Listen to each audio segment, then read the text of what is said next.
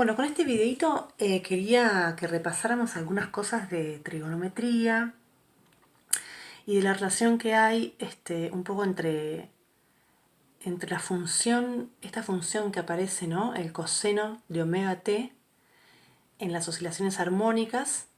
¿Por qué aparece? Bueno, hacer un poquito, una cosa medio informal este, sobre esto, a ver si aclaro algunas cosas que algunas pueden no tener muy claras o pueden ser muy nuevas, ¿sí? ¿Se acuerdan que yo el otro día les insistía un poco o puse mucho énfasis en que estudiaran y repasaran seno, coseno? Porque realmente es importante, entonces quiero hacer un poco más concreto ese comentario acá. Entonces veamos lo siguiente. Si nosotros tenemos un círculo, ¿sí? Tengo un círculo. Y vamos a poner acá en el medio ejes X e Y. ¿Está bien? Esto lo vieron con Ana seguro. Vieron lo siguiente. Cuando queríamos pasar de coordenadas cartesianas a polares, ¿no? Decíamos, bueno, a ver, yo tengo acá un vector R. ¿Está bien? A esto le llamo R. A esto le llamo alfa. ¿Sí? Y espero que a esta altura sea sí natural, que si yo hago esta rayita así y esto lo llamamos opuesto, este es el lado del triángulo rectángulo, ¿no? Opuesto al ángulo y este es el lado adyacente al ángulo, ¿sí? Nosotros sabemos que, esperen que se me va el foco, quiero que vuelva, bien, entonces sabemos qué cosa, sabemos que X, ¿sí? Esto es X es R, ¿sí? Hipotenusa, R, coseno de alfa, e Y va a ser R seno de alfa. ¿Está bien? Esto es lo que, bueno, de acá partimos, esto tiene que estar claro, ¿está bien? La idea es que esto esté claro, digamos, ¿sí? Esta es mi componente X del vector R, ¿sí? Y mi componente Y del vector R, ¿está bien? Bien. Entonces, primero vamos a una cosa bien matemática. Yo les decía, bueno, traten de manejar ciertos valores y de siempre ciertos valores del seno y el coseno, ¿no? Lo que a mí me gusta siempre contar para poder tener una idea más profunda de lo que es el seno y el coseno, o al menos, a ver, no sé si más profunda, pero más, más fluida, ¿no? De que nos sea más fluido el seno y el coseno. Es lo siguiente, fíjense, es este dibujito. Si ustedes tienen en mente este dibujito de acá al resto de su vida, les va a ayudar mucho a poder entender cuál va a ser el signo de un seno, cuál va a ser el signo de un coseno, cuáles van a ser ciertos valores del seno y del coseno. ¿Por qué? Porque fíjense, imagínense que yo este ángulo lo bajo, lo aplasto contra el eje X, ¿sí? Lo aplasto. Todo este ángulo está aplastado acá, ¿sí? No tengo ángulo. O sea, vamos a hacerlo en otro dibujito. ¿Está bien? Tengo esto, lo hago más chiquito, tengo esto y lo hago más así nomás. Y tengo un ángulo acá, ángulo de 0, ¿sí? Alfa vale 0. ¿Está bien? Bien. ¿Cuál sería la componente adyacente al ángulo que es 0? ¿No es cierto? Todo, ¿no? Todo el x está en 0. ¿Está bien? Todo el x está en 0, es decir que r es 0. Y sí, efectivamente r lo aplasté contra acá. Perdón, r es x, lo aplasté sobre el eje x y fíjense que r me ocupa todo x, o sea que r es x. ¿Sí? ¿Por qué? Porque x era r coseno del ángulo, ¿sí? Si el ángulo es 0, coseno de 0 es 1, entonces si alfa es 0, entonces x es r. ¿Está bien?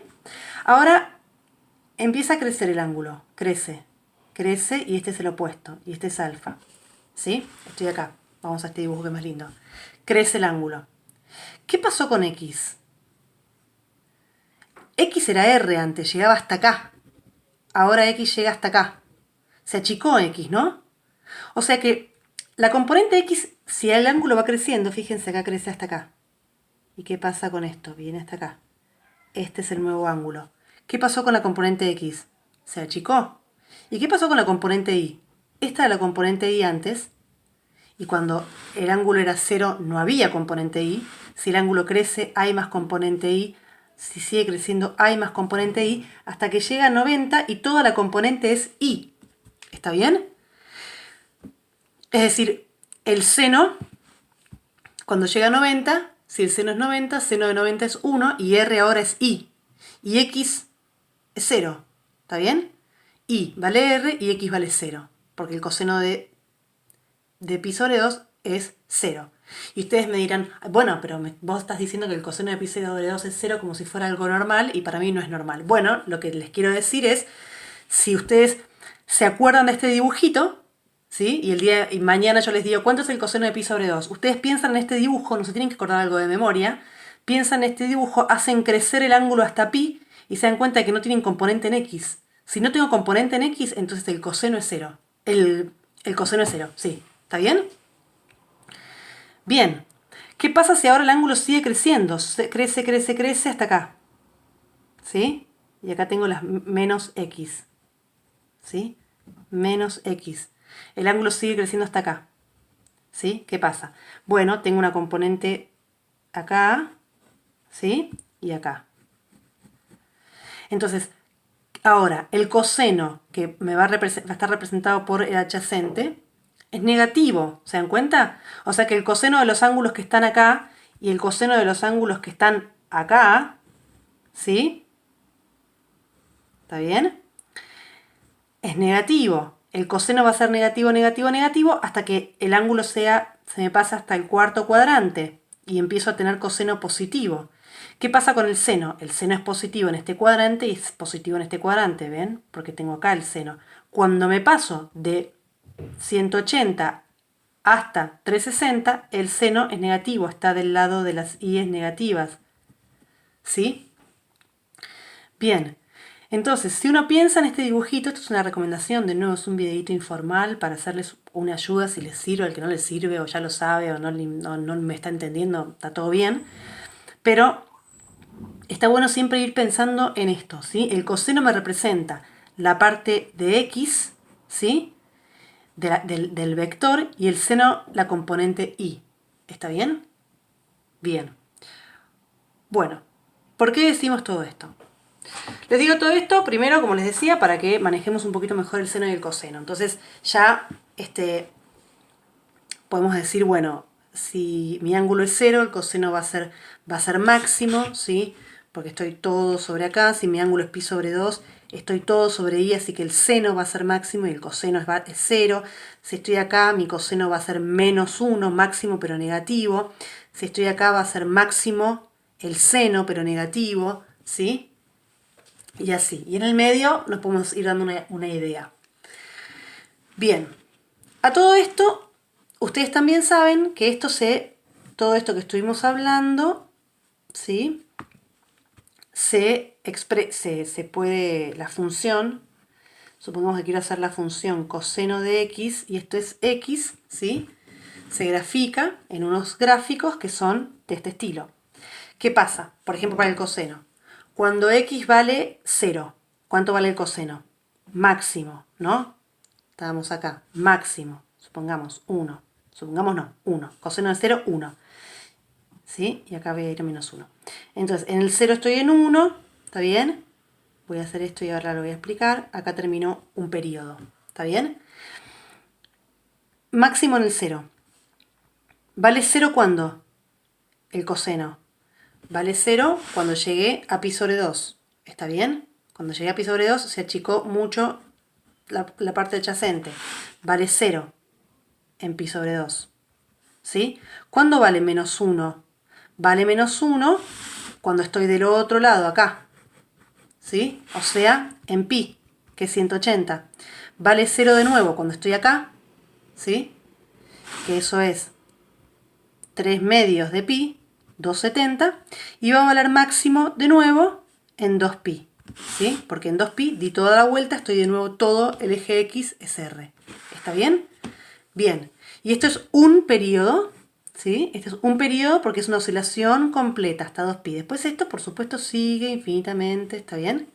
Bien. Entonces, esta es la manera de expresar cómo cambia la función coseno en función de X. ¿Está bien?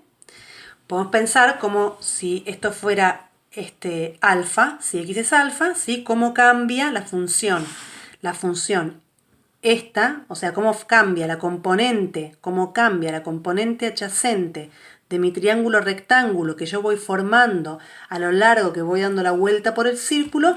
Bueno, la componente X del vector radio de ese círculo a medida que va dando la vuelta va cambiando de esta manera. ¿Está bien? Bien. ¿Sí? Bien. Lo mismo pueden pensar para el seno. ¿Está bien? Bueno. Ahora, un pensamiento más a ver si aclara algo. Cuando decimos, bueno, ¿qué tiene que ver esto con el movimiento oscilatorio? ¿Sí? ¿Qué tiene que ver el seno, el coseno y todo lo que me acabas de decir con el movimiento oscilatorio? Bueno, fíjense que cuando nosotros hablamos de movimiento oscilatorio, por ejemplo, un resorte que tiene una masa, ¿sí? Se me fue un resorte con una masa. Yo estiro, sigo sin foco. Bien, yo estiro la masa, ¿sí? Está acá quieto, la estiro hasta acá, ¿sí? La suelto y ¿qué va a hacer? Va a venir hasta acá, una misma distancia que esta, pero para este lado, para acá, para acá, para acá, para acá, para acá. Si no hay rozamiento, esto oscila así infinitamente, ¿no es cierto? Oscila así. Bien. ¿Por qué puedo escribir esa oscilación como un coseno? Bueno, porque fíjense lo siguiente. Dejamos ese dibujito así. Y acá tengo esto. Habíamos dicho que esto era Y y esto era X. ¿Sí? Y y X. Entonces, fíjense. Cuando yo estiro, nosotros decíamos que la solución de la posición en función del tiempo, ¿sí? De una masa que está atada a un resorte, es alguna amplitud por el coseno de omega t, ¿no? Más un ángulo, más una fase, la defino 0, ¿está bien? Pero tengo esto, a por coseno de omega t. ¿Por qué a por coseno de omega t me está describiendo una cosa que se mueve para adelante y para atrás? ¿Está bien? Bueno, ¿por qué? Porque fíjense, de nuevo, a tiempo cero, saco una foto. A tiempo cero, coseno de 0, 1. A, amplitud máxima, ¿sí? Lo aparto, una amplitud, y eso se va a mover y esta va a ser mi amplitud máxima. A tiempo cero estoy en una amplitud máxima en X. ¿Está bien? Estoy acá. Estoy acá. A otro tiempo, ¿qué pasa? Me va a dar el coseno, es una función que va entre 1 y 0, ¿sí? Lo acabamos de ver acá. Si X no vale 0 y vale otra cosa, entonces apenas me alejo del 0, el coseno empieza a bajar. Y sí, porque cuando, de nuevo, si crece mi ángulo, bajaba el coseno, ¿sí? Ahora estoy acá y el coseno es más chico, ¿sí? O sea que mi X disminuye, ¿sí? ¿Y qué pasa acá? Cuando pasa el tiempo, yo solté esto y este cuadradito se vino acá, porque está yendo para allá, ¿sí? O sea que la X se achicó, la X se achicó, la X se achica. Vengo acá, pasa más tiempo, vengo acá. El coseno se me hace más chico, ¿sí? Se me hace más chico, entonces me achica esto. A por algo más chico todavía me va a dar más chico, la X se achicó más. Entonces esto se movió más para acá, se está achicando mi X, ¿sí? Entonces, y así siguiendo, y cuando me vengo para este lado, ¿sí? Cuando me vengo para este lado, el coseno se me hizo negativo y cada vez crece más. Sí, porque si acá estoy en X igual a 0, ¿sí? Y yo partí con un objeto acá, mis x se me iban haciendo cada vez más chicas hasta que llegué al 0, ¿no? Porque cuando llegué acá, llegué al 0. El coseno vale 0, el coseno de 90 vale 0. Llegué acá, llegué al 0. Y ahora el resorte me manda para allá, me manda el objeto a las x negativas. Y el coseno me da las x negativas. ¿Está bien? Entonces, ¿qué es lo que está pasando? Esto va a ir hasta las x negativas hasta el máximo. Después va a volver por las x negativas hasta volver a 0. Bueno, ¿esto qué hace? Lo mismo. Esto vuelve por las x negativas hasta llegar de nuevo a 0. ¿Sí? Y después vuelve a las x positivas. Y esto vuelve a las x positivas. Porque acá estoy del lado de x positivo. El coseno me va a dar positivo para este lado. ¿Sí? Entonces, toda esta vuelta, ¿está bien? Toda esta vuelta que daría como una pelotita en un círculo me está describiendo exactamente en x lo que hace el coseno. ¿Sí? Lo que hace la componente x, ¿sí? De la posición de la pelotita en el círculo. ¿Está bien? Bueno, espero que les haya dado alguna idea y haya sido esclarecedor, pero esa es un poco la idea de la relación que hay entre el movimiento circular, digamos, ¿sí? Y un movimiento oscilatorio, ¿sí? En el movimiento oscilatorio estamos agarrando una componente del vector que se está moviendo, el vector R que se mueve en un círculo, ¿sí? Bien. Bueno, cualquier duda sobre esto me consultan, pero me pareció que podía servirle a alguien, ¿sí? Bueno, eso es todo.